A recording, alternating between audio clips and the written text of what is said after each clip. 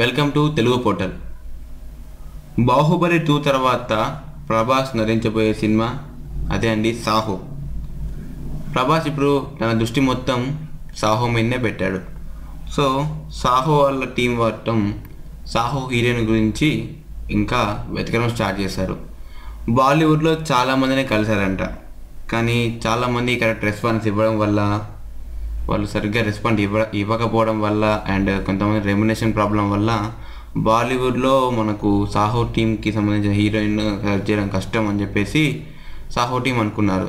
So బాలీవుడ్లో కాదు, టాలీవుడ్లోనే చూద్దామని చెప్పేసి టాలీవుడ్ మీదకి మళ్ళీ దృష్టి పెట్టారు.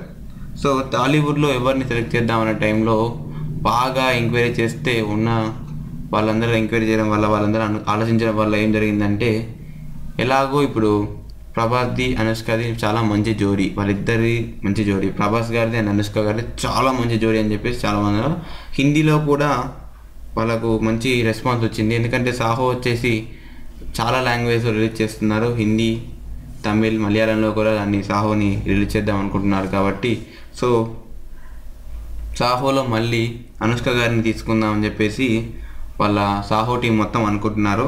సో ఇంతకుముందు వీళ్ళు చాలా ఇంటర్వ్యూస్లో చెప్పారు, ప్రభాస్ గారు కానీ అనుష్క గారు కానీ చాలా ఇంటర్వ్యూస్లో చెప్పింది ఏంటంటే, మాకు ఇద్దరు వర్క్ చేయడం చాలా కంఫర్ట్గా ఉంటుంది.